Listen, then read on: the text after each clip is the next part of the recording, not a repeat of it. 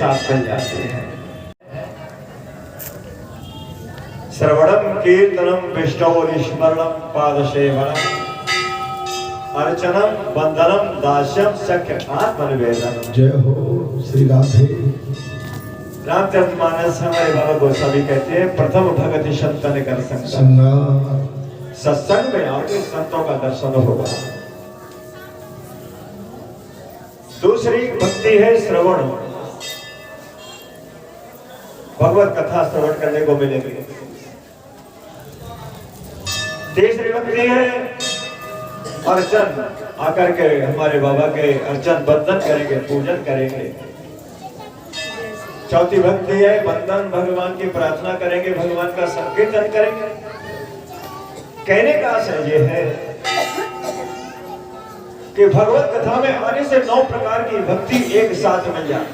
अर्चनम वंदनम साख्यम आत्मनिवेदन, परमात्मा को समर्पण करना। अभी हमारे महाराज जी बड़ी सुंदर चर्चा कर रहे थे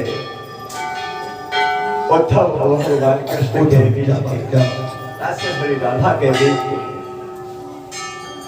मेरे भाई बहन, लागी लागी सब कहे लागी बुरी बलाय, और लागी जब ही जाने तो पार हो जाए। क्या बात। दुनिया कहती है लगी है, नहीं पता नहीं क्या लगी है, समझ में नहीं आती। बाबा तुलसी को लगी थी,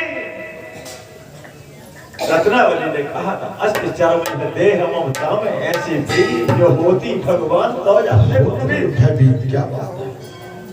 तुलसीदास जी को लग गई और पार हुआ। वासांस जीर्णानि यथा विहायो यन्यानि गृह्णाति नरो प्राणी तथा शरीराणि यथा विहायो यन्यानि संयाति नवार देहि। रत्नावली का भाव है कि संसार में जो आया है वो जाएगा। पांच भौतिक शरीर में इतना आपका प्रेम, इतनी आसक्ति यदि इतनी परमात्मा से होती वो कल्याण हो जाता। तुलसीदास जी के लग गई और कहा तुम तो मेरी धर्म की माता, तुमने क्या मिलाया।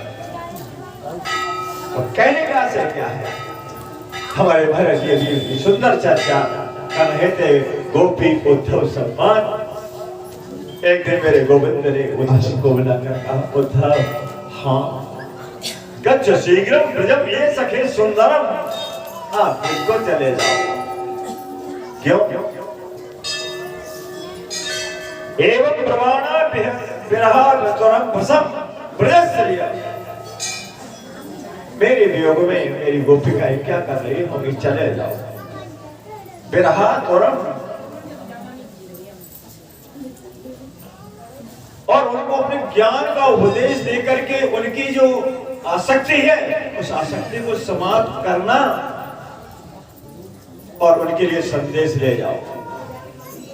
राम जी ने हनुमान जी को संदेश दिया और मेरे गोविंद ने उद्धव को संदेश दिया। जाओ। एक पत्र नंदा देता द्वितीयम यशोदा का रही, तृतीयम राधिकाए देयम सुरेंद्र।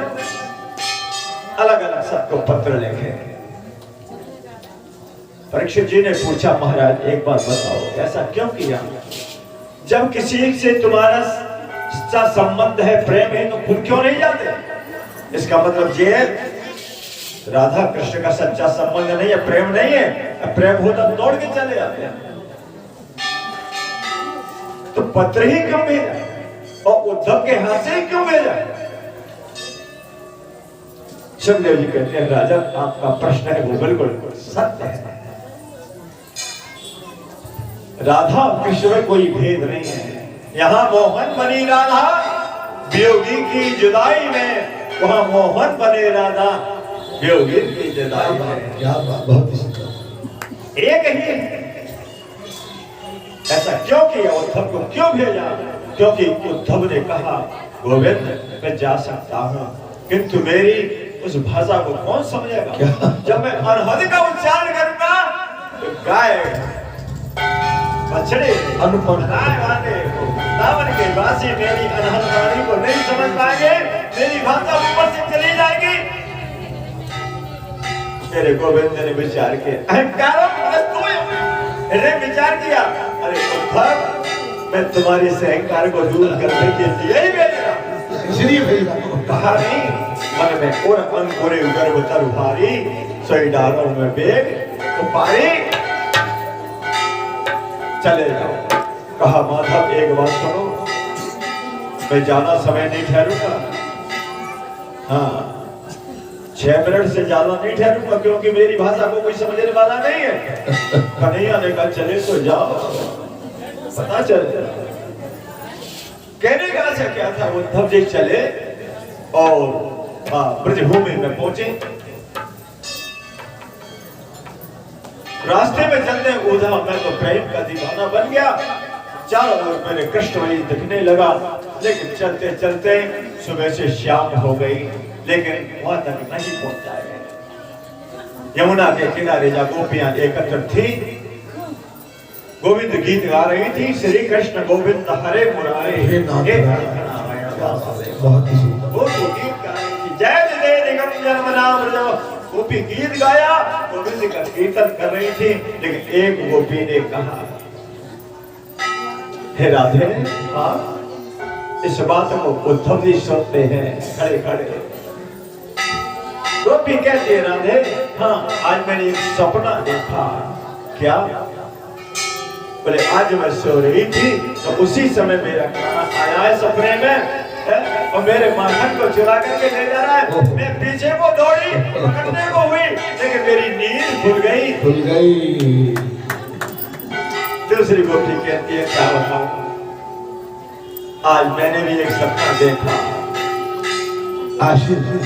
क्या सपना देखा?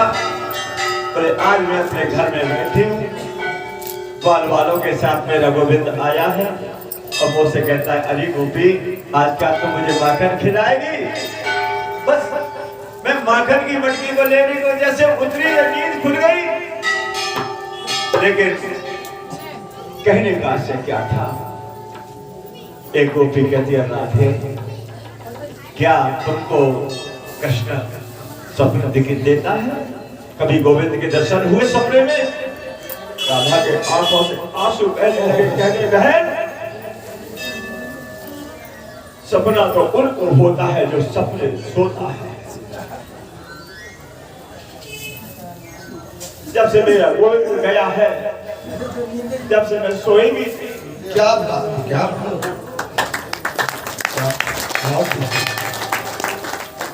वो सच्चा चोर है, वो संसार को चुराया उसने, माखन चुराया, वस्त्र चुराया, सब कुछ चुराया, लेकिन उसने मेरी नींद को ही चुरा कर ले गया। जब से मेरा गोविंद गया, मैं सोई नहीं, नींद नहीं आती। क्यों नहीं आती? कृष्ण ले गया। उद्धव जी खड़े खड़े सुन रहे हैं, वृक्ष की ओट लेकर के खड़े। उद्धव जी ने सुना, हे भगवान कितना समय बीत गया लेकिन वो नींद नहीं आई। इतने में उद्धव वहां से निकल करके पहुंचे। वो तो अपने कीर्तन में मस्त है, अपनी अपनी कथा सुना रही है। कथा सुनाई। उद्धव जी के विचार किया, ये प्रेम की दीवानी हो गई है। उद्धव ने ज्ञान का उपदेश देना शुरू किया।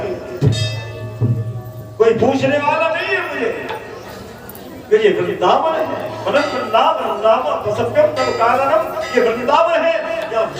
ज्ञान और वैराग वही जगह है जब प्राप्त हो गए थे और भक्ति युवावस्था हो गई। आज ज्ञानी को कोई पूछने वाला नहीं है। ज्ञानी स्वयं अपने आप बोलने लगा। क्या कहने लगा? कहा उद्धव ने कि मैं मथुरा से आया हूँ, सुनाता हूँ संदेश श्याम का जो साथ लाया हो। जो श्याम के संदेश की आवाज को सुनते ही गोपियां एकदम एकाग्र चित्त हो गई और सावधान तया सुनो, सावधान होकर के सुनो। उद्धव जी ने अपनी भाषा में बोलना शुरू कर दिया। अध्यात्म वेदांत का उन्होंने विषय कहना प्रारंभ कर दिया। अरे गोपियों, आत्मसत्ता ही अलख निर्गुण कहते हो। आत्मसत्ता ही अलख निर्गुण कहती हो। परमात्मा जो तुम में है वो उसमें है। ओहो क्या बात, बहुत ही सुंदर। जो मैं हूं और तू है। आत्मसत्ता ही अलग निर्गुण कहते हो, प्रता ही मोह वश होकर प्रथा गुणगान गाते हो। ये जो मोह का पर्दा है, अरे वो सब जगह है। ईश्वर सर्वभूतानां सर्वम खलु ब्रह्म, वो कहां नहीं है? खोज के देखो, खुदा को ढूंढने खुद ही चला, खुदा को ढूंढने खुद ही चला, तो खुदा को खुद ही में देखा तो खुदा खुद ही में मिला। खुद ही ने खोजा, खुद ही ने पाया, और खुद में खोजा तो खुदा खुद ही में मिला। कहां नहीं है? और जब कहने लगे ये गोपियों, वो तो तुम्हारे अंदर भी है, मेरे अंदर भी है, वो ब्रह्म है, तुम ब्रह्म नहीं हो, वो भी ब्रह्म है। राजश्री राधा ने कहा, उद्धव आप ठीक कहते हैं, आपने ठीक कहा कि ब्रह्म एक है। बोले हाँ, दो तो नहीं है, बोले बिल्कुल नहीं, एक है। एक ब्रह्म द्वितीय नास्ति नहीं है, एक है। तो बताओ, तुम्हारे मुंह से फैसला है, यदि ब्रह्म तुम्हारे अंदर भी है? बोले हाँ। और बोले हमारे अंदर भी है? बोले हाँ। और बोले ब्रह्म कहाँ है? बोले वो द्वारिका में। बोले फिर ब्रह्म तीन तो यहीं पर हो गए, और तुम कहते हो एक ब्रह्म है। उद्धव तुम नहीं समझ पाए, अभी तुम खुद नहीं समझे, उठो, नहीं समझे। यहाँ मोहन बनी राधा वियोगी की जुदाई में, मोहन बने राधा वियोगी की जुदाई। परमात्मा कहाँ नहीं है मैं जानती हूँ, लेकिन गंगा को गंगा कहेंगे, यमुना को यमुना कहेंगे, नर्मदा को नर्मदा कहेंगे, लेकिन कब तक कहेंगे? यमुना गंगा को तुम समुद्र नहीं कह सकते, कह सकते हो? क्या वो पानी नहीं है? ये वही, जब तक नाम उनका गंगा यमुना है, तब तक इस वहीं पर पृथ्वी पर जब तक वो भ्रमण कर रही है, जब तक वो गंगा यमुना का नाम कहा जाएगा, और वही गंगा कहीं समुद्र में मिल जाएंगे, तो बताओ वहां पर गंगा कहोगे उसे? क्यों? क्या गंगा नहीं है उसमें? बल नहीं, गंगा तो है, लेकिन मिली किसमें? ये जीव रूपी जो गंगा यमुना है, इस संसार में भटक रहा है। जब ये कहेंगे बलिया जी शास्त्री जी है, महाराज जी है, फलाने जी है, राम सिंह जी है, हर सिंह जी है, लेकिन कब तक बॉडी से इस बॉडी के नाम लेकर के पवार सकते हैं, लेकिन इसमें बैठा हुआ परमात्मा का अंश, और ये परमात्मा का अंश संसार में जब तक भटका रहेगा, जब तक ये किसी भी न किसी नाम से जाना जाएगा, और ये ही कहीं जीव भ्रमण करता हुआ और जगत पिता परमात्मा रूपी समुद्र में मिल जाएगा, तो इसका नाम क्या रहेगा? इसका नाम क्या रहेगा? कोई नाम नहीं है। ईश्वर अंश जीव अविनाशी चेतन अमल सहज सुख राशि, ईश्वर सर्वभूता। कहने का आशय क्या था? हमारे महाराज जी की कथा विस्तृत है, बड़ी विचार है, लेकिन समय भी हो चुका है, इसलिए महाराज जी का उद्देश्य था इस जीव को परमात्मा मिलाने के लिए ही ये मानव शरीर प्राप्त हुआ है। मानव समनई कबने होते ही इस शरीर के द्वारा इसको भ्रमण कराते हुए जगत पिता परमात्मा रूपी समुद्र में आप मिला दोगे। ये महाराज जी का उद्देश्य था। इसलिए घर में बाहर भाव विश्वास के साथ उस परमात्मा की सानिध्य के लिए प्रयास करते रहें, भजन करते रहें, कथा सुनते रहें, महाराज जी का आशीर्वाद लेते रहें, तो ये जरूर ये नदी परमात्मा में मिल जाएगी। भगवान आइए जिसके साथ मैं मुझे बड़ा मेरा सौभाग्य है कि आप जैसे महापुरुष महाराज जी के दर्शन जिस दिन उनके बुलाते हैं उस दिन चला बहुत आइए। बोलो राम कृष्ण भगवान की जय।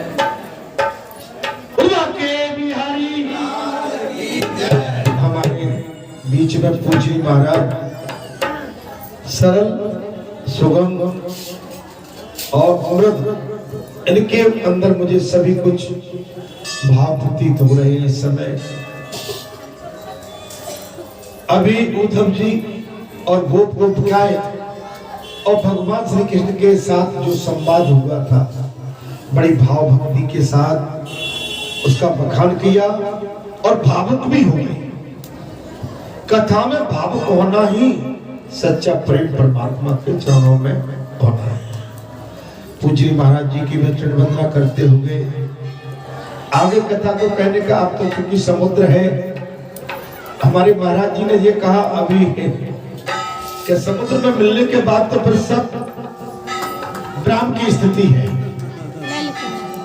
हम आप तो सब ऐसे एक धारा है और धारा भी नहीं कह सकते, प्रयास कर रहे हैं कि शायद हम जो पवित्र धाराएं मानी जाती है गंगा जमुना नर्मदा सरस्वती त्रिवेणी कई हमारी बहुत सी महानदियां हैं और जब समुद्र में जाके मिलती है तो वो कहते हैं ना कि परमात्मा में विलीन हो जाए। संसार का भी नेचर ऐसा है। कभी सौभाग्य प्राप्त होगा तो भूजरी महाराज जी का कभी हम बचनों का बहुत लंबे टाइम तक भी लाभ ले सकते हैं, ठीक है, जब बाबा की कृपा होगी तब। और हमारे लिए तो सदैव पूजनीय है। अगले मंगलवार को आएंगे तो थोड़ा सा अभिषेक है, उसमें भी अगर आप पर टाइम हो कुछ भाग मिल जाएगा। सवेरे 8:30 से प्रारंभ होगी अगर टाइम है, और नहीं है तो एक मेरा भाव आपके लिए, उस बीच में आपका भी हम भाव और जिस विधि के अनुसार आप करवाएंगे वो हमारे लिए कल्याण का मार्ग बनेगा, मेरा ऐसा सोच भी है, ठीक है। हाँ, पूज्य महाराज जी आ जाएंगे तो और आनंद आ जाएगा। और इसमें क्या क्या जितने भी हमारे विद्वान होंगे वो हमारे लिए हमारे कल्याण का मार्ग हमको जो है यहाँ से प्रेरित करेगा। और ये मैं जानता हूँ करीबन 20-22 साल से हमसे कभी तक हुआ भी नहीं है, तो आप भी भाग्यशाली, हम भी भाग्यशाली कि प्रथम अभिषेक नीलकंठ भगवान जो देवी वैष्णो देवी का धाम बनने जा रहा है, अभिषेक होने के बाद हो सकता है उनकी कृपा हो जाए कि जल्दी प्राण प्रतिष्ठा भी भगवती हो जाए। समय रहे 12 बजे तक चलेगा वो कार्यक्रम, ठीक है। हम कथा की ओर आते हैं। अभी हमारे सभी श्रद्धेय श्रोतागण, मित्रगण, महापुरुषगण और पंचगण हमारे लिए पूजनीय है सर, क्योंकि इन्हीं के माध्यम से हम भगवान की उन परम लीलाओं का वर्णन करके उसको आगे बढ़ा सकते हैं, इन्हीं के माध्यम से। यहाँ पर बात वही चल रही थी महाराज, उद्धव जी बोल पड़े, मैं उसी प्रसंग से इसको आगे बढ़ा। क्या हो राजन, तुम्हारा मन इस श्री कृष्ण कीर्तन के उत्सव में अतः तुम धन्य हो। तुम्हारे अंतकरण सदा ही केवल श्री कृष्ण भक्ति में भरपूर रहता है। सदैव परमात्मा की भक्ति में हम आस्था में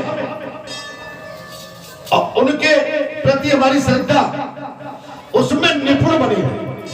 आप अपना संसार का कर्म कीजिए, कर्तव्य निभाइए, लेकिन धर्म और सन्मार्ग के साथ। सद्मार्ग हमारा पक्का होगा, उसमें किसी तरह का बदलाव नहीं। कथा में ये बात चल रही थी कि वेदों के अनुसार और प्रभु के बनाए हुए इस संसार के अनुरूप ही हमको अपने कर्तव्यों का निर्वहन, इससे अलग नहीं जाना। मैं कथा में कहा था कि आप हम कोई विशेष पुण्य करके आए हैं तब आप ब्राह्मण बने, उच्च कुल, वेद गद्दी मिली, कुछ अच्छा किया होगा तब। ये प्रमाण है इस बात का। हम कुछ छोटे कार्य कर बैठेंगे जिन्होंने कार्य, तो ये पद हमसे चला जाएगा, अगले जन्म में ये ख्याति प्राप्त हमको नहीं होगी। बोल बालाजी महाराज। गंदगी ढोएंगे गंदे काम करने में, अच्छे काम करने में आप शास्त्री बनेंगे, मार्गदर्शक बनेंगे। मैंने प्रातः काल की कथा में कहा था कि एक जो छोटा समाज होता है जिसको हम शूद्र कहते हैं, उसके मन में यह भाव आता है कि आज पुजारी जी बालाजी की आरती कर रहे हैं और घंटी बजा रहे हैं, आज हमको ये चांस मिला होता तो कितना सुंदर होता। मेरे भाव को पकड़िए। लेकिन वो एक शूद्र अगर अपने सत्कर्म पर चलेगा, धर्म को निभाएगा, सत्य मार्ग पर चलेगा, त्याग वैराग के साथ चलेगा, तो मैं आपको गारंटी के साथ कहता हूं कि अगले जन्म में वो मौका मिलेगा, वो भी शंख बजा के भगवान की पूजा करेगा, मंदिर में करते हैं।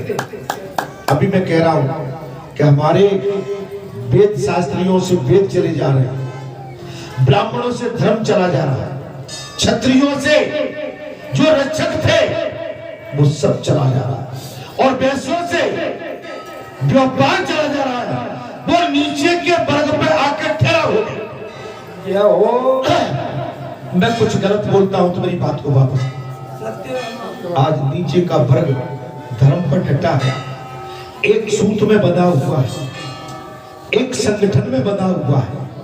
जितने उच्च वर्ग थे वो विघटन हो रहे हैं, और उसी का परिणाम है कि आज हमारे सनातन धर्म पर कुछ अधर्मी प्रहार कर रहे हैं।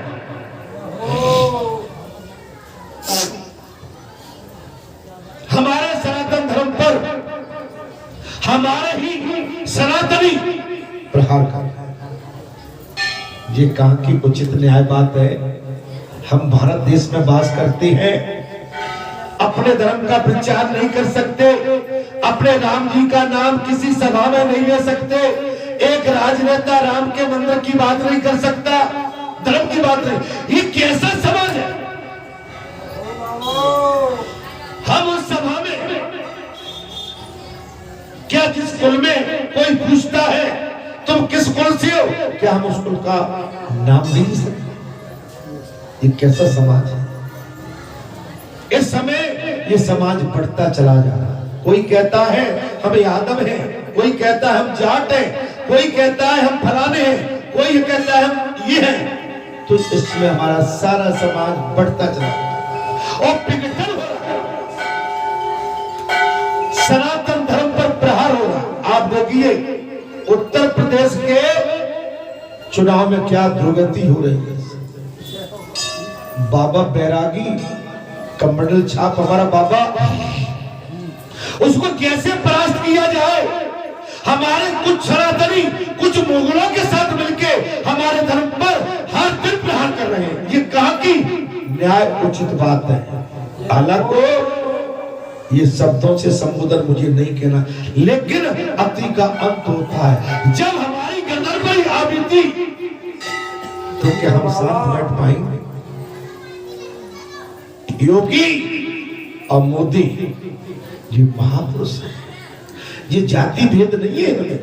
मैं मोदी को जानता भी नहीं, योगी जी को जानता भी नहीं, लेकिन कमंडल छाप है, राष्ट्र के लिए समर्पित है, सनातन धर्म का बड़े भाव से उच्चारण करते हैं। आज 500 साल बाद हमारे अयोध्या में राम मंदिर बनने जा रहा है। जो सत्ताधारियों ने स्टिकर रखा था, रोक रखा था, 370 कश्मीर से हटा के सिद्ध कर दिया कि नहीं, हम अपने देश के लिए सब कुछ करने के लिए तैयार हैं। अपने देश के लिए। मैं कथा की हो रहा हूं, कथा भी हमारा धर्म का ही स्वरूप है, राष्ट्रव्यापी कथा है। ज्यादा यहां पर सनातन धर्म सबसे ऊपर है। धर्म सनातन धर्म चलाया, कथा भी चली। मुगल आ गए, मालूम नहीं है? पहले मंदिरों का नरसंहार किया, तोड़ दिए, संतों को मारा, हमारी माता बहन बेटियों को विधवा बेवा बनाया, अपने कब्जे में लेके उनके साथ गलत कार्य किए। क्या हम फिर चाहते हैं कि हमारा ये भारत देश राष्ट्र फिर गुलामी की ओर जाए? चलिए मैं कथा की ओर आता हूँ। महाराज जी भी कहेंगे हमारे भगत जी कहाँ चले गए हमारे कथा से हटके, लेकिन राष्ट्र की बात में मुझे संदेह नहीं। श्री कृष्ण ही तुम्हारे शरीर और वैभव प्रदान करते हैं। भगवान श्री कृष्ण ही तुम्हारे अंतर काल में है। शरीर की बढ़ोतरी उन्हीं के लिए, वो आपके अंदर परमात्मा है। जहाँ चितवम तहाँ प्रभु आसीना और सेवई सिद्ध मुनीस प्रवीणा। फिर चितवा पाछे प्रभु देखा, सहित बंधु से सुंदर ऐसा। भगवान कण कण में आप शंका दादी, हमने कहा ये महापुरुष बैठे हैं, आपको जब हमने कहा है तो सोच समझ के कहा है कि हमारे लिए ये महापुरुष है।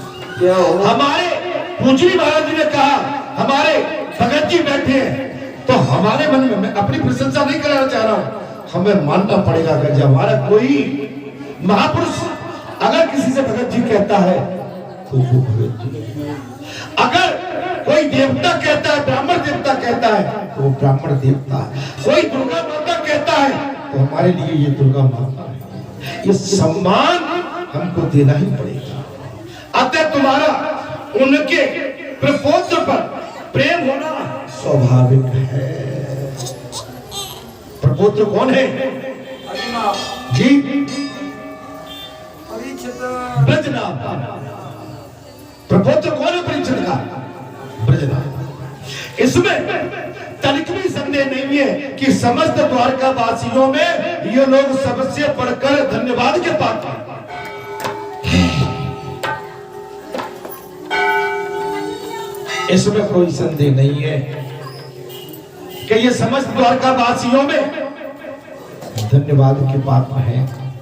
अर्थात जिन्हें ब्रज में निवास करने के लिए भगवान श्री कृष्ण अर्जुन को आज्ञा की थी और श्री कृष्ण का मन रूपी चंद्रमा राधा के मुख की प्रभा रूपी चांदनी से युक्त हो और उनकी लीला भूमि वृंदावन को अपनी किरणों से सुशोभित करता है। सुशोभित सूत जी कहते हैं उद्धव जी, उद्धव यह सदा प्रकाशमान रहता है ये स्थान। श्री कृष्णचंद्र, श्री कृष्णचंद्र पहले सिंह नहीं लगाते थे, रामचंद्र जी को रामचंद्र कहा गया। ये सिंह तो संसार में आ गए हैं। जैसे हमारे कुछ क्षत्रिय है ना, वो कहते हैं फलाने सिंह, ढिमके सिंह, ये तो संसार का सिंह माने संसार। और चंद्र माने ये हमारा सनातनी नाम है। कौन सा नाम है? कृष्णचंद्र, रामचंद्र। कृष्णचंद्र नित्य परिपूर्ण है। ये किसने कहा? सूत जी ने कृष्णचंद्र कहा। प्राकृतिक चंद्रमा की भांति उनमें वृद्धि और क्षय रूप विकार नहीं होते। उनकी जो 16 कला है उनसे सहस्त्र चिन्मय किरणें निकलती रहती हैं और इससे उनके सहस्त्र वेद भी हो जाते हैं। प्रकाशमान है, सूर्य की भांति उनसे किरणें निकलती रहती हैं। इन सभी कलाओं से युक्त नित्य परिपूर्ण श्री कृष्ण इस ब्रज भूमि में सदा ही विद्यमान है, विराजमान रहते हैं। हे उद्धव, इस भूमि में और उनके रूप में कुछ अंतर नहीं। इस संसार में और संप्रभु और उनमें कोई अंतर नहीं। ये संसार उन्हीं का है, हमारे अंदर प्रभु है। हम वो प्रभु महाराज अंशी है, हम अंश हैं। वो अंशी है, हम अंश हैं। वो अनेक है, वो उनके अंदर पूरा संसार समाया हुआ है। हम तो केवल एक छोटे से जीव हैं।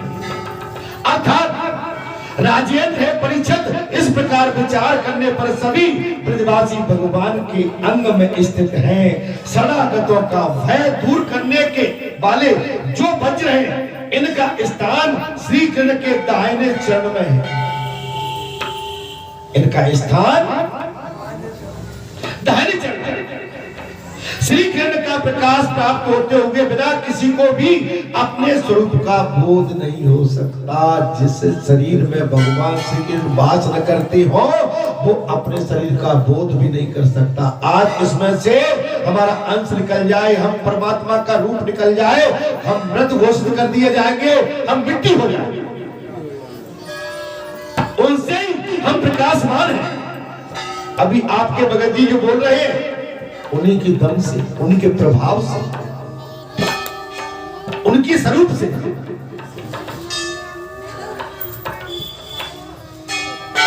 गति रामई से, मत रामई से, रति रामई से, राम ही को बना। सबकी न कहे तुलसी के मते इतना जन जीवन का। गति मति रति ये सब प्रभु की, अपना कुछ भी नहीं है। हम जो भी काम करते हैं, कल एक सज्जन पुरुष बैठे हुए थे, महाराज हम अमुक है, हम अमुक है। मैंने उनसे एक ही अनुरोध कर दिया, बोले देखिए हम जिसको हम जिस समाज को हम मेहतर कह के कहते हैं और उच्च समाज को ब्राह्मण, इसके बीच में जितने भी समाज आते हैं हम सब एक हैं, हम सब एक हैं। अगर महापुरुष अगर इसमें भेद डालेगा तो वो महापुरुष की परिधि में नहीं आता, नहीं आता। हर को भजन तो हर को होए, जात पात। महापुरुष कभी किसी का वर्ग जाति नहीं पूछते। आपने देखा, आप मेरे साथ सत्संग करते वैसे भी मैंने कभी ये नहीं पूछा आप किस कुल से, मैंने ये तक नहीं पूछा आप किस गांव के। जो भी आ गए मैं तो ये कहता हूं बाबा के, आप कैसे हो कब हो, आप सब बाबा के।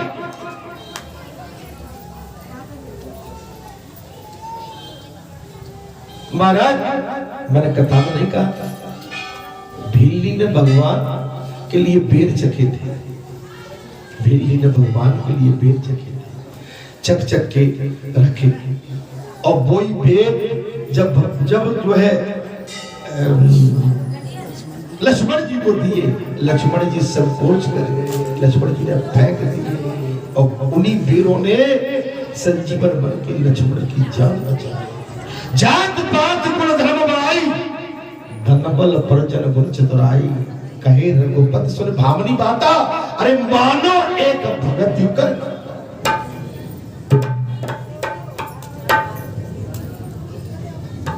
सबरी ये जाति पाति मेरे लिए कोई महत्व नहीं रखते हैं महाराज। रैदास कबीरदास भगवान के सब है। अरे भगवान का अंश तो उस सुअर में भी है और गटर में करे हुए कीड़े में भी है भगवान। आप समझ लेना, जब हम कड़कड़ में भगवान को देखते हैं तो क्या परमात्मा को वो सुअर में जो उनका अंश है, क्या परमात्मा को पीड़ा नहीं होती होगी? होती होगी। मैंने तो तुमको बढ़िया महापुरुष एक सज्जन पुरुष बना के इस संसार में भेजा था, लेकिन तुमने कुकर्म करके तुम सुअर बन गए, गंदगी खाते हो। अरे तुमने तो बुरे कर्म करके अपने को तो नीच धारा में डाल दिया, तुमने मुझे भी गड़बड़ में डाल दिया। एक माता पिता कहते हैं, जब कोई माँ के दो बच्चे होते हैं, एक दारू पीता जुआ खेलता है, एक धर्म की पूजा करता है, और माता कह बैठती है लाल तूने मेरा गर्भ लज्जित कर दिया, लज्जित कर। आप समझ, आप हम भगवान को कितनी पीड़ा देते हैं, कितनी पीड़ा देते हैं। हम संसार में आए तो भगवान को, माता पिता को, समाज को, राष्ट्र को, विद्वानों को हम पीड़ा देने नहीं आए। हम इनकी सेवा के लिए, इनको हमारे कुछ अच्छे करने से इनके मन में आनंद की अनुभूति हो, तब हमारा जीवन सफल, तब हमारा जीवन सफल। अर्थात इस भूमि में और उनके स्वरूप में कुछ अंतर नहीं हुआ। राजेंद्र परिषद इस प्रकार विचार करने पर सभी ब्रजवासी भगवान के अंग में स्थित है।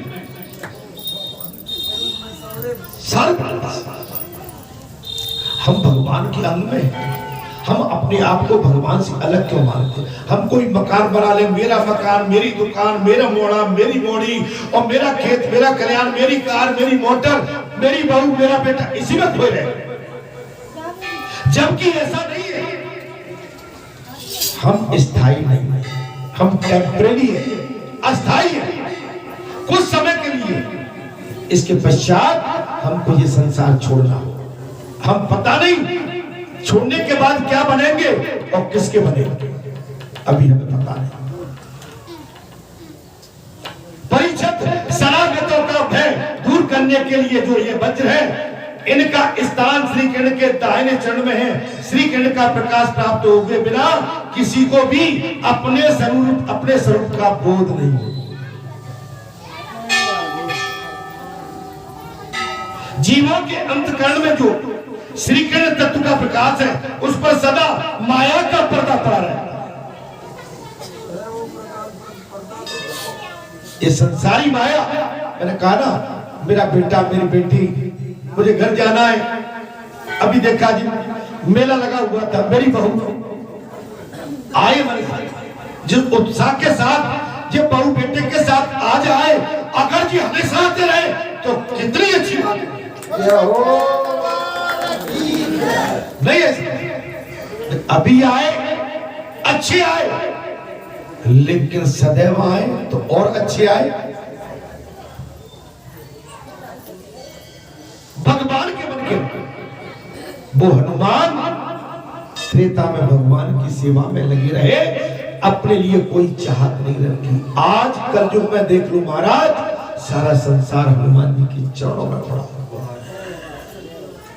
आप करके देखो, वो ध्रुव 5.5-6 वर्ष की आयु में भगवान ने ध्रुवलोक बना दिया अपने बगल में। वो पहला जिनका पूरा कुल तार दिया, वो मीरा जो आज विश्वविख्यात है, वो सबरी जो जाति पाति के धर्म से अलग भगवान ने पहचान दे दी। क्या नहीं करते प्रभु, वो पंचाली जो पांडवों की भरी सभा में दुष्ट दुशासन के द्वारा अपमानित की जा रही थी, भगवान ने सिद्ध कर दिया, जिसको मैं बचाने वाला हूं उसका कोई दुनिया में कोई बिगाड़ने वाला नहीं।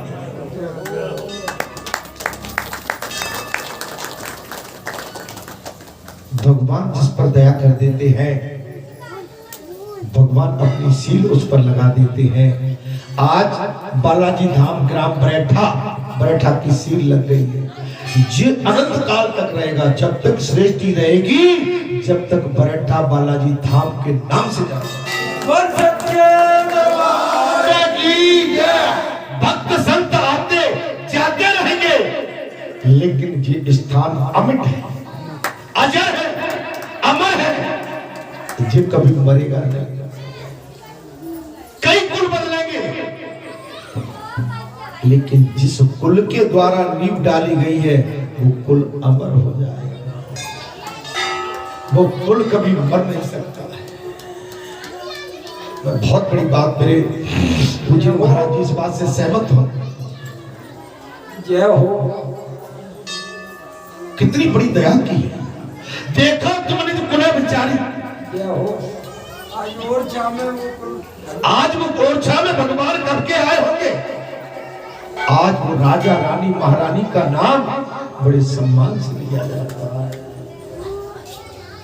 आप सोचो जरा, आज तुम्हारे बीच में भगत जी है, नहीं कल नहीं रहेंगे, और जब भगत जी नहीं रहेंगे तो बहुत याद आएंगे, बहुत याद आएंगे। आप जैसे मेरे प्रिय भक्त मेरे सामने नहीं रहेंगे, मुझे आपकी कमी खलेगी, मैं पल पल में रोऊंगा आपका। ये हमारी प्रेमा भक्ति का, ये हमारी प्रेम से भरी हुई भगवत प्रेम लीला है। इसमें हम सब एक माला में पिरोए गए, अलग नहीं है, कोई अलग नहीं। यही तो सबसे बड़ी, अभी हमारे महाराज जी सुना रहे थे, उद्धव गए वृंदावन में गोपिका को उपदेश देने के लिए, और गोपिकाओं से उपदेश लेके वापस लौटे। ये तो प्रेम की बात, ये तो प्रेम की बात, ये बंदगी तेरे बस की नहीं। आप सब, इसलिए मैं कह रहा हूं कि भगवान कन्हैया जब तक वृंदावन में रहे, गोकुल में रहे, गोकुलवासी गोपिकाएं ताना देती रही, मैया तेरा लाला आके माखन खा जाता है, मटकी तोड़ देता है। और जब वो चले गए तो ब्रह्म पागल हो, ब्रह्म पागल हो। अभी बालाजी की अनुभूति आपको नहीं मिल पा रही है। आप क्षेत्रवासी और बस्तीवासी उस बात को महसूस कम कर पा रहे हो। ये देखिए कि न जाने कितने विभिन्न स्थानों से यहाँ संगम हो रहा, आप अनुभूति नहीं कर पा रहे। ये किसी संत या भक्त के द्वारा निर्मित नहीं है, ये तो संता के द्वारा निर्मित, निर्माणित और प्रकट हुए स्थान की लीला दिनों दिन बढ़ रही है। कसावत है राजा की जय। बालाजी को यही नहीं समझो कि बालाजी का कोई भक्त जिस पर उनकी पूर्ण कृपा हुई है वो बालाजी से विचलित हो जाए, असंभव हो ही नहीं सकता है। नहीं तो इसमें बालाजी की गरिमा का सवाल। महाराज जी मेरी बात से आप सहमत हो गया। कोई देवी का भक्त बनता है, देवी मैया का कर्तव्य बनता है कि अपने भक्त को खींच के अपने कब्जे में रखे। कोई देवता का भक्त बनता है, उस देवता का कर्तव्य बनता है कि आपने अपना नाम तो दे दिया, इस भक्त को, इस संत को अपने कब्जे में रखो, क्योंकि ये संसार में चला गया तो ये चारों तरफ मुंह मारेगा और आप जैसे देवता को कहां से कहां ले जाके रख देंगे।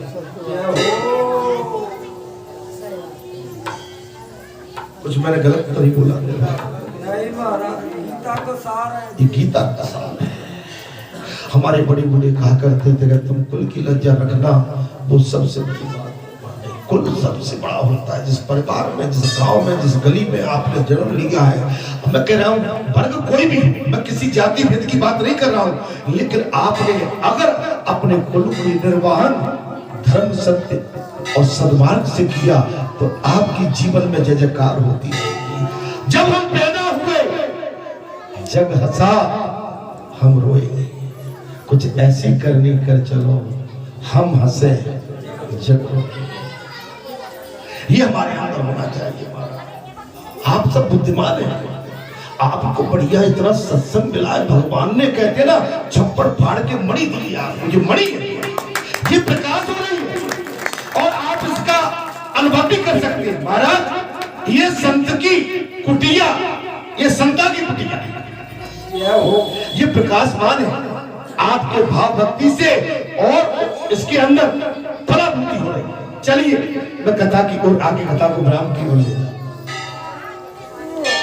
श्री कृष्ण का प्रकाश प्राप्त किए बिना किसी को भी अपने स्वरूप का बोध नहीं होता। जीवों के अंतकरण में जो श्री कृष्ण तत्व का प्रकाश है उस पर सदा माया का पर्दा पड़ा रहता है।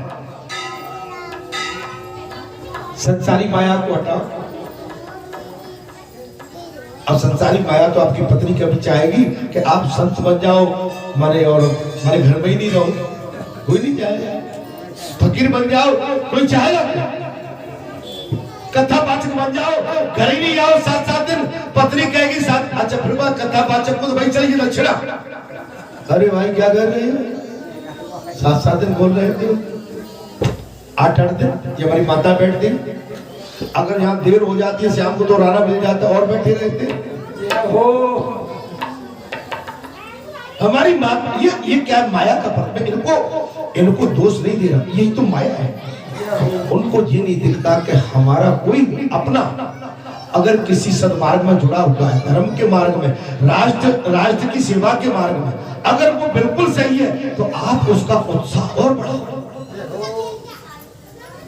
उसको उत्साहित करो कि तुम जहां भी जुड़े हो हम तुम्हारे साथ हैं, चिंता मत करो।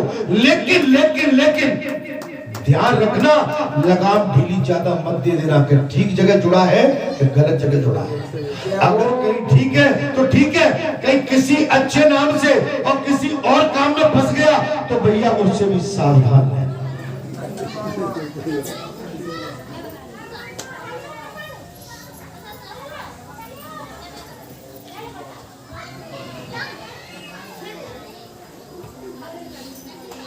28वें द्वापर के अंत में महाराज, 28वें द्वापर के अंत में जब भगवान श्री कृष्ण स्वयं ही सामने प्रकट होकर माया का पर्दा उठा लेते हैं, उस समय जीवों को उनका प्रकाश प्राप्त होता है।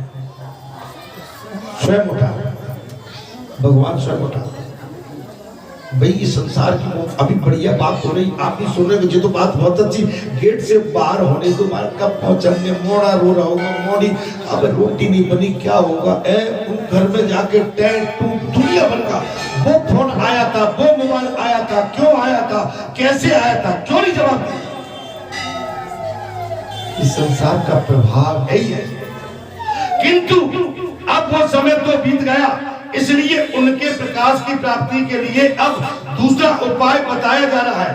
सुनो, 28वें द्वापर के अतिरिक्त समय में यदि कोई श्री कृष्ण तत्व का प्रकाश पाना चाहे तो उसे श्री भागवत से ही प्राप्त हो सकता, श्रीमद् भागवत कथा से ही आ जाने दो, भागवत कथा से ही प्राप्त। भगवान के भक्त जहां जब कभी श्री भागवत शास्त्र का कीर्तन और श्रवण करते हैं, वहां उस समय भगवान श्री कृष्ण साक्षात रूप से विराजमान रहते हैं। भागवत कथा जहां चलती हो,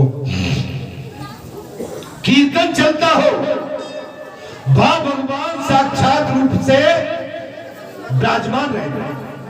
जहां श्रीमद् भागवत एक या आधे श्लोक का ही पाठ होता हो, वहां श्री कृष्ण अपनी प्रियतमा गोपिकाओं के साथ विराजमान रहते हैं। अर्थात जिन भागियों ने प्रतिदिन श्रीमद् भागवत शास्त्र का सेवन किया है, उन्होंने अपने पिता, माता और पत्नी तीनों के कुल का भली बात उद्धार कर दिया है। श्रीमद् भागवत कथा स्वाध्याय और श्रवण से ब्राह्मणों को विद्या का प्रकाश बोध प्राप्त होता है। क्षत्रिय लोग शत्रु पर विजय पाते हैं, क्षत्रिय लोग शत्रुओं पर विजय प्राप्त होता है। लेकिन भागवत कथा में एक बात मुझे समझ में नहीं आती कि वो सोफा डाल लेते हैं, कुर्सियां डाल लेते हैं। भाई व्यास जी के लिए गद्दी वो तो समझ में आता, लेकिन श्रोताओं के लिए तो जमीन पर बैठकर ही कथा को श्रवण करना चाहिए। मेरा मत है, ये मेरा निजी मत है। सोफा पर बैठ के अगर परीक्षित बन के कथा सुनोगे तो कथा का लाभ नहीं मिलेगा, और 7 दिन अगर जमीन पर शयन आपने नहीं किया, डबल बेड के गद्दे पे जाकर सोए, कूलर पंखा एसी में, तो उसका भी फल नहीं मिलेगा। जहां कथा चलती है वहां 7 दिन जमीन पर शयन करें। व्यास गद्दी के नीचे, वो भी कहा व्यास गद्दी के नीचे। आप परीक्षित हो, और व्यास जी हमारे आदरणीय सम्माननीय हमारे भगवान हैं, वो हमको इस संसार की सूझबूझ का ज्ञान अर्जित करा के प्रेरणा दे रहे हैं, जिससे हमारा जीवन इस संसार के चक्रव्यूह से निकलकर एक सद्मार्ग की ओर चला जाए।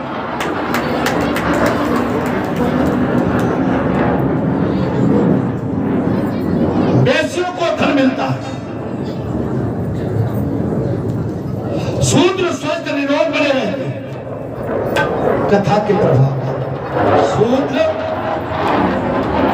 निरोग बने रहे।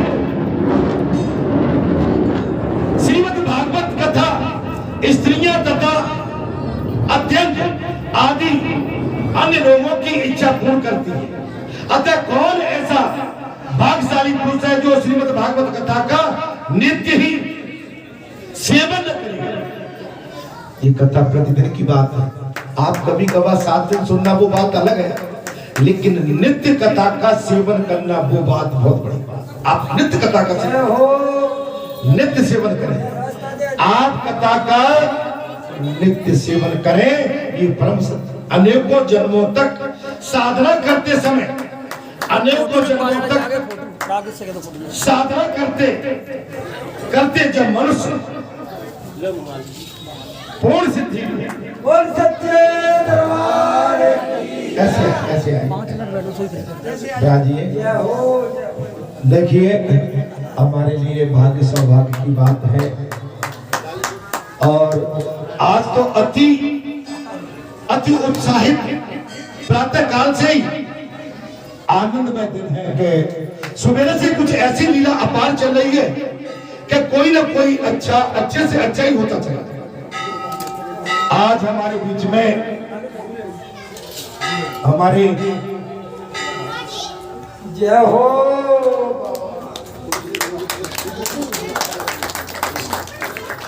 हमारे माननीय सम्माननीय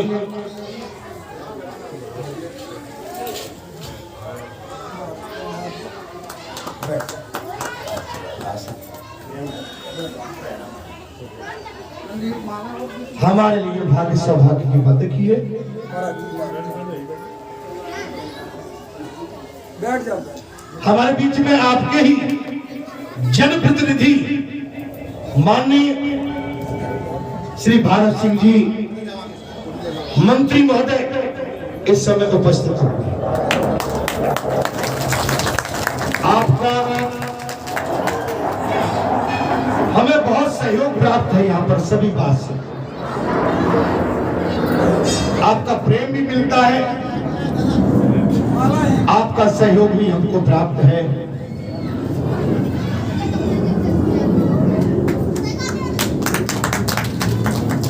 हमारे भारत सिंह जी बहुत ही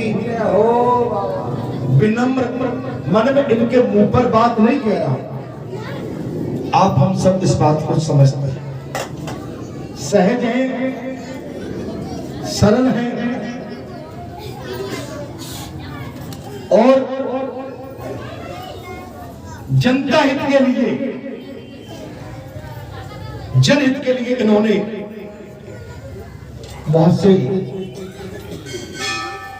इतने अच्छे कार्य किए कि इनकी जो सराहना की जाए वो कम। मैं तो सुनता रहता हूं। जय हो।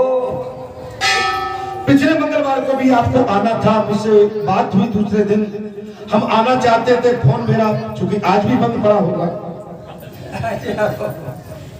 मंगलवार को मेरा फोन बंद रहता है। फिर भी मैंने अनुरोध किया था कि जब आप आए तो कृपया करके मेरे संज्ञान में ला देंगे तो और अच्छा होगा। लेकिन आज हमारे लिए भाग्य की बात है कि आप सभी जनता जनार्दन, हमारे भक्त सेवक और ये सभी आप इनके लिए बैठे जैसे कथा के लिए और इनका भी दर्शन होना, ये भी हमें सबके लिए सहयोग आनंद और हर्ष का है। चूंकि ये जनता के प्रतिनिधि है, अब इनके पास पूरा प्रांत है मध्य प्रदेश। आज अगर तुम्हारे भगत जी महाराज या महाराज जी जो कहें कि इस काम को अभी, तो इनके पास प्रांत का काम है। पहले तो ठीक था कि केवल एक क्षेत्रीय कार्य था, लेकिन अब पूरे प्रांत का काम। ठीक है, आपका सहयोग बराबर हमको मिल रहा है और मिलता रहता है। ये समुदाय भवन ये इन्हीं की उपलब्धि है, जिसमें आज आप हम सब और भगत, जहां पर बहन बेटी सगाई ब्याह नहीं हो रहे, सगाई गोद भराई कोई कन्या कर रहा है तो उसमें हो रहा है, आराम से उसमें चल रहे हैं। आपकी उपलब्धता है, आपने बहुत प्रयास करके मेरे नॉलेज में लाके कि बालाजी धाम के लिए एक हम समुदाय भवन ऐसा देना चाहते हैं। बता रहे थे 8, 9, 10 दिए इन्होंने पूरे अपने।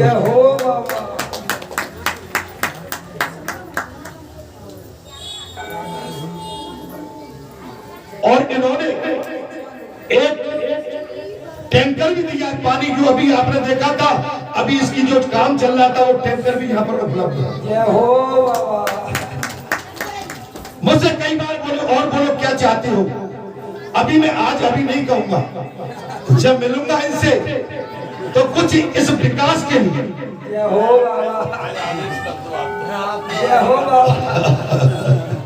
अब मैं आज कहूंगा तो फिर स्वार्थी माना जाऊंगा कि हम तो गए थे दर्शन करने के लिए, महाराज जी मिल गए, अपनी बात रख दी। अगर आप कहेंगे तो ही बोलूंगा।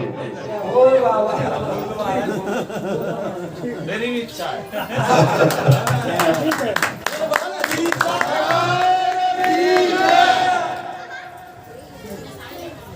पहले तो मैं इस क्षेत्र के कल्याण के लिए आप लगे हुए हैं, मैं आपको इसके लिए धन्यवाद भी देता हूं और आशीर्वाद भी देता हूं कि आप इससे और आगे जाएं। बोल सच्चे दरबार की जय। आज हम मुंह पे नहीं कह रहे महाराज जी के भाव एकांत में हमसे कही कि पंडित जी मैं भारत सिंह में अपने मध्य प्रदेश का मुख्यमंत्री देख रहा हूँ।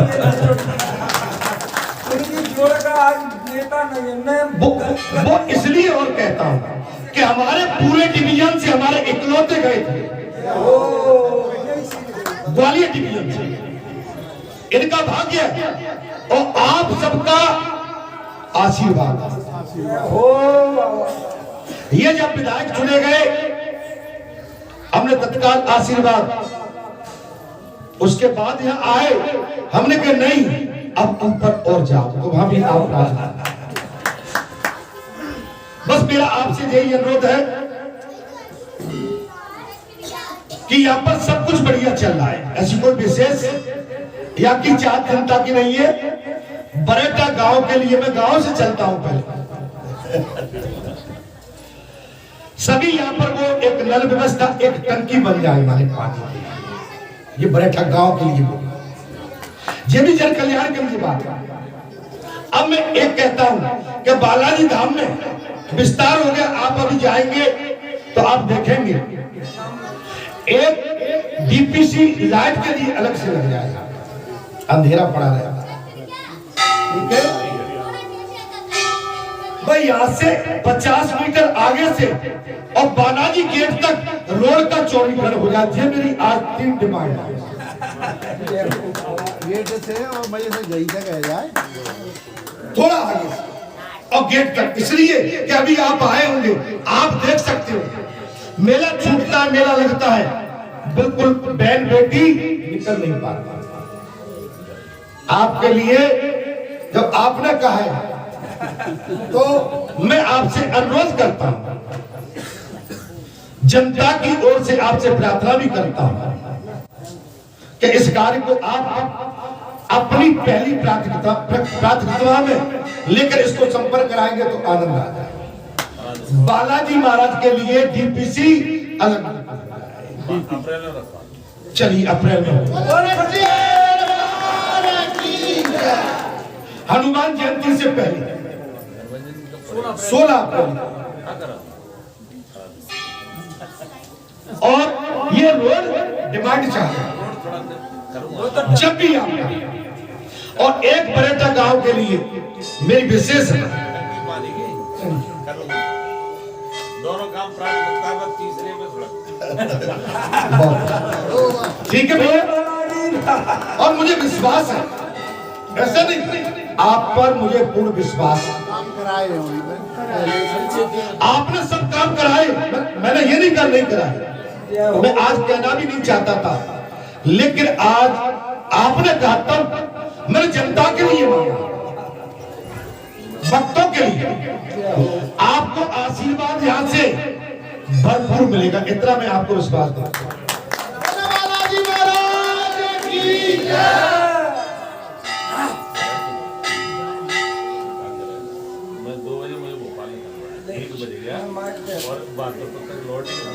तो अब ये बताइए यहाँ के टिक्कर आप पाएंगे कि नहीं? मैं तो टिक्कर के लिए अगले मंगलवार, अगले मंगलवार, चलिए ठीक है। मेरी इच्छा वही, तो मैंने कहा आप 2 शब्दों से संबोधित कर दीजिए, 2 शब्दों से हमारे मंत्री महोदय हम सभी आम जनता को, आम भक्तों को संबोधित। बालाजी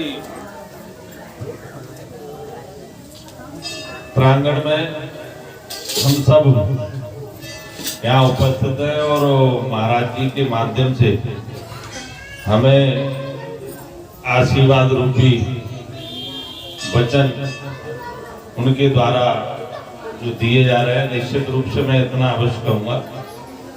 मेरी इच्छा थी काफी दिनों से, मैंने एक दिन फोन भी लगाया था, उस दिन मैंने आधा दिन आरक्षित रखा था, मैंने कि महाराज जी पे उन्हें टिककर और पार्टी आराम से, क्योंकि उस दिन नहीं आ पाया। आज ग्वालियर में कार्यक्रम था, आज सवेरे भोपाल से आया था जी, कल भोपाल गया था, आज आया, 2 बजे फिर निकलना है। एक जरूरी बैठक थी, बिल्कुल।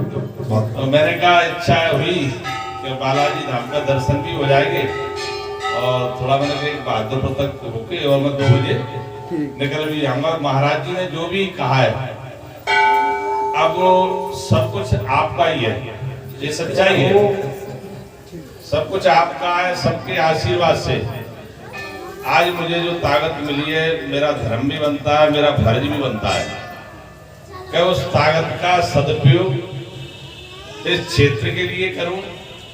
और फिर हनुमान जी को देने वाले कौन होते हैं, वो तो खुद ही देने वाले हैं। क्या बात है।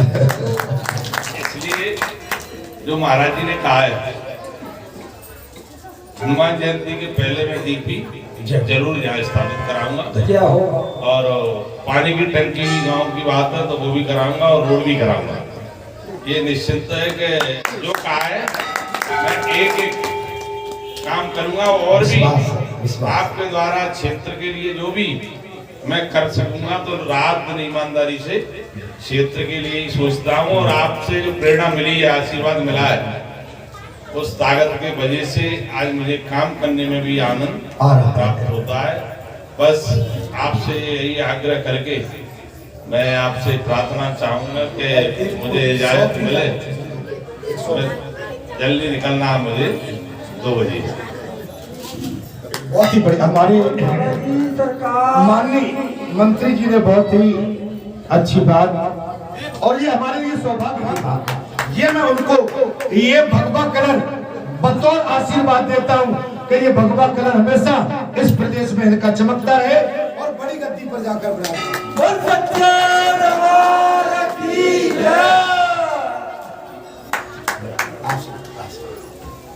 छोड़ दो, मतलब चले छोड़ के आइए, चले जाइए, 2-4 पैसे जाइए भाई साहब, छोड़ के आओ।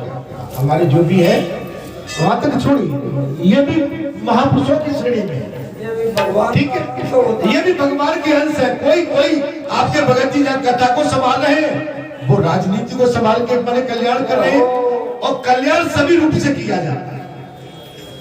मैं अपने पूजनी हमारे पलिया महाराज, उनका भी सम्मान कराना चाहूंगा। ये आ अरे यही तो देखना रहता है हमारे महाराज, सम्मान। आप माला डाल दीजिए उनकी।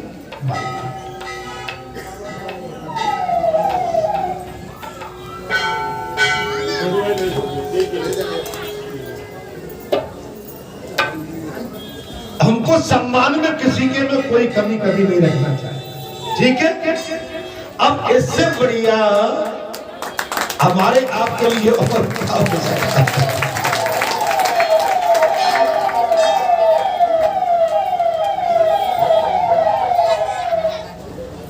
अब इससे बढ़िया कुछ आपको हो सकता है क्या? घर बैठे राम मिल रहे हैं। अब देखिए, घर बैठे महाराज, घर बैठे अपने लिए क्या चाहिए? कुछ भी नहीं। अपने लिए तो बस 2 गज सोने के लिए जमीन चाहिए। और जी हमारे महान कवियों ने बड़ी सुंदर बात कही है। जो महापुरुष होते हैं, जो संत होते हैं, केवल वस्त्र पहनने से नहीं, बस एक ही बात मांगते हैं, मर जाऊं मांगू नहीं अपने तन को, पर परमार्थ के कारण है। महाराज जी ने अपने लिए क्या, लेकिन इतने बड़े समाज के बीच में, सबके बीच में आज महाराज जी कह रहे हैं हमको ये चाहिए। क्यों? क्या भीख मांगे? अपने तन के लिए नहीं, लेकिन परमार्थ के लिए। महाराज जी कह रहे वो भीख भी हमको स्वीकार चाहिए, हमको, मेरे लिए नहीं। क्यों? सर्वे भवन्तु सुखिनः सर्वे सन्तु निरामयाः सर्वे भद्राणि पश्यन्तु मा कश्चित् दुःखम्। अपने लिए कुछ नहीं। अब तक कहते भगवान, क्या तुम मेरे से सच्चा प्यार करते हो? बोले हाँ। सही बताओ? बोले हाँ। बिल्कुल सत्य कह रहे हैं, हम तुमसे सच्चा प्यार करते हैं। एक मेरी बात को सुनोगे? बोले हाँ। बोले घर में तुमसे चाहूं पर तुम न चाहना मुझे, घर में तुमसे कुछ चाहो पर तुम न चाहना मुझे, कर तुमने मुझे चाहा तो मैं मगरूर हो जाऊं। क्या बात है। जब तुम मुझे चाहने लगे तो मुझे अहंकार हो जाएगा, अहम हो जाएगा। मुझे परमात्मा भी चाहता है, तुम तो लगते कहाँ हो। एक बात। दूसरी बात, बिल्कुल एक बात और है, घर में तुमसे मांगू पर तुम न देना मुझे। भगवान कहते क्यों? जब तो भक्ति करेगा, घर का त्याग करेगा, संसार की वासनाओं का त्याग करेगा और फिर मेरी शरण में आएगा तो जो मांगे वो दूंगा नहीं, वो बिल्कुल नहीं। घर में तुमसे मांगू पर तुम न देना मुझे, क्यों? अगर तुमने मुझे कुछ दिया तो सेवक नहीं फिर मैं मजदूर हो। सच्चा सेवक हो। फिर हमारा तुम्हारा रिश्ता क्या है? रिश्ता नहीं है, ये तो व्यापार है। मैंने मजदूरी की, तुमने मुझे उसकी मजदूरी दे दी। केवट ने क्या कहा था? फिरते ही बार मोहे को देवा सो प्रसाद में। क्या सुना? तो कहने का संत अपने लिए कुछ नहीं चाहते। जिन्हें ही न चाहिए कबो कुछ तुम सन सहज स्नेह, तिनके मन मंदिर बसे प्रभु रावण निज के। गांठ कछु बांधत नहीं और मांगत में सब चाहे, तिनको प्रभु ढूंढत फिरे भूखे ना सो जाए। भगवान कहते हैं करो सदा तिनकी रखवाली, जिम्मे बालक राख वो रखवाली वो स्वयं करते हैं। वो स्वयं कहते चलो भैया महाराज जी की काम पड़ा है, प्रभु ने बुलाए, दौड़े दौड़े चले आए। तो मेरे लिए सेवा क्या है? जो क्या है? संत की कृपा, एक भक्त की कृपा, एक भक्त की इच्छा, एक भक्ति मनोकामना वो पूरा करता है। वो सबको बुला बुला करके लाता है। हमारे महाराज आनंद आ गया। बहुत ही सुंदर शब्दों के साथ हमारे पूजनी महाराज जी ने जो शब्द प्रोए हैं वो हमारे लिए प्रेरणा के स्रोत है। और ये सही है भाई, हमारे लिए तो कोई 2 गज जमीन सोने के लिए और पेट भरने के लिए 100 ग्राम अनाज पर्याप्त। उसके आगे अगर बात बनती है तो जन कल्याणी दिखता है। तो आप सबका जो प्रेम है, आपके बीच में हमारे पूजनी महाराज, आप भी मेरे लिए सभी पूजनी आदरणीय सम्माननीय है। और उसी कहते हैं भवन में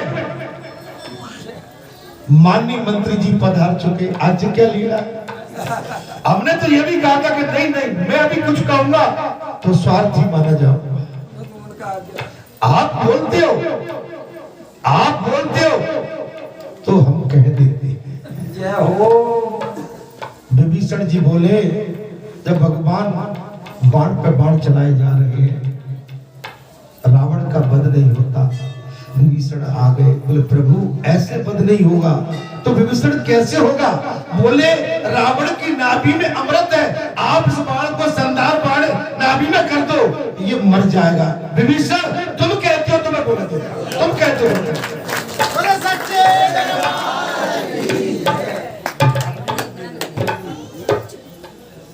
रावण मारे गांव को ऐसे मोटेरा करने वाले वो, कहलाने वाले वो, हम आपको केवल एक माध्यम है। उनको चाहते हैं, आप देखिए उनकी मानता देखिए बालाजी की। पहले प्रारंभ बस्ती से करेगा, उसके बाद भैया उजेला बना रहे और मेरे भगत यहाँ से दाएं बाएं होते हैं रात रात। ये मार्ग थोड़ा सा चौड़ा हो। सो आपको वचन मिल चुके हैं। अब मैं इसी भाव के साथ कथा को भी विराम देता हूं।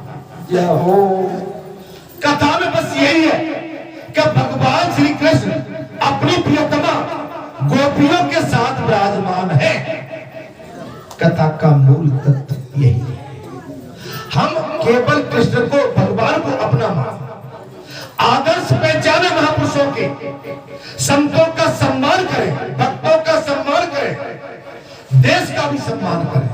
ऐसे महापुरुष जब अपने आप चल के आ जाते हैं अपना सर झुका देते हैं, आशीर्वाद दे ये आगे तक जाए।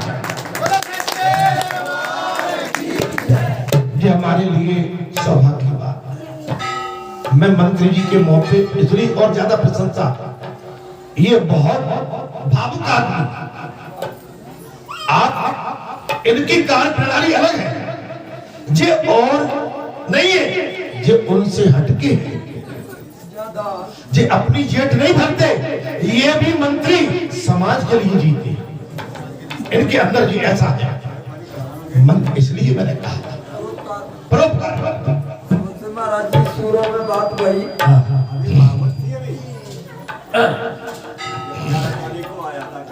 जी जी जी वहाँ भी पहुंचे थे जी। इनके अंदर नेतागिरी की बात नहीं थी। आपने देखा कितने सहज सरल, बहुत सुंदर बात। वहाँ से जब चलने को हुए तो हमने कहा भारत भैया एक बात सुनो, बोले भैया मैं जाऊंगा, लेकिन नहीं 3 मिनट बैठ हो जाऊंगा। तो उसने बंदे ने ये नहीं कहा कि मुझे जाना है, यार मंत्री को दिमाग में होता खड़े और ऐसे भी मंत्री आए थे वहां पर भागवत में, जिन्होंने की गद्दी के तरफ निगाह भी नहीं डाली, निगाह भी नहीं डाली, क्या गद्दी के तरफ, भागवत के तरफ। ऐसे भी मंत्री हैं, लेकिन ये एक ऐसा आदमी है भारत से, मैं तो कुछ कह नहीं सकता। मैंने इतना सज्जन पुरुष, बहुत वजनदार है। मन मंत्री बल वो है ही नहीं। पिछले मंगलवार को फोन लगाते रहे, वो उनके सामने आज भी कल लगाते रहे, शाम को 2-3 के माध्यम से कि आपका फोन बंद जा रहा है, मंत्री जी बात करना चाहते थे। तो मुझे नहीं कहना चाहिए, आप जो कहोगे बड़ी बात बोलते हैं।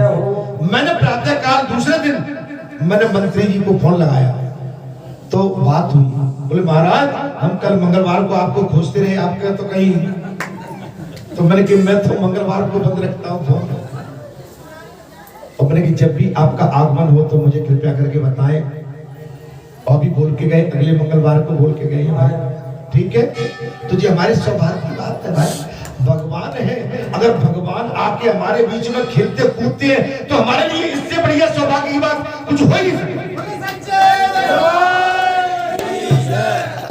मैं हरि कथा के नाम नाम देता हूं, अगले मंगलवार जी आपका दास, आपका सेवक पुणे राम कथा को लेके आके, और अगले मंगलवार को तो वैसे भी बताया है कि महाशिवरात्रि का महापर्व और है, और आनंद है, सोने में स्वागत। आप सभी इस महा उत्सव और महापर्व में पधार कर, क्योंकि अगले मंगलवार को अभिषेक भी होने जा रहा है, रुद्र अभिषेक। भगवान शंकर का 22 साल में पहली बार अभिषेक होगा। जय हो। सुंदर स्थान और सुंदर सब हो रहा है, और उसी सुंदरता का प्रतीक है कि आपके जीवन में सुंदरता सदैव समाई है। अपनी वाणी को विराम देते हुए जय जय राम कथा, जय जय राम कथा,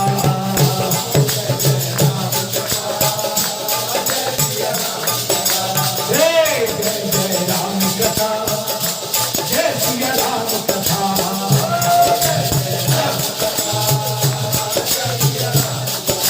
राम कथा सुंदर करतारी, संते बिहत उड़ावन हारी।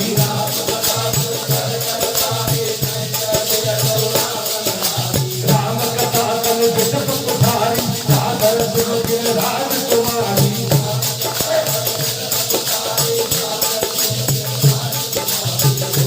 जय जय राम कथा, जय जय राम कथा, जय जय राम कथा। सत्य किरण समाना, संत चकोर करे नहीं पाना।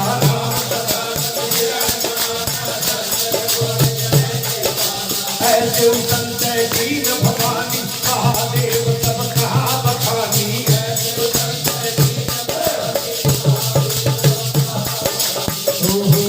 जय राम कथा, जय जय राम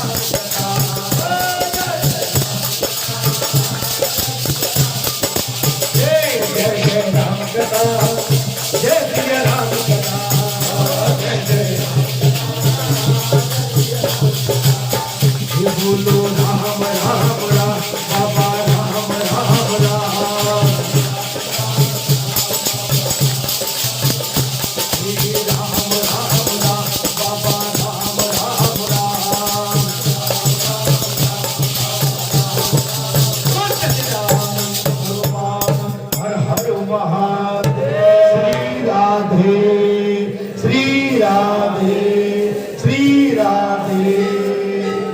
अपनी वाणी को विराम देता हूँ। अगले मंगलवार को भी आपका दास, आपका सेवक पुनः राम कथा लेके आपके चरणों में हाजिर होगा। जब तक के लिए आज्ञा अनुमति। जय श्री राम, जय हनुमान।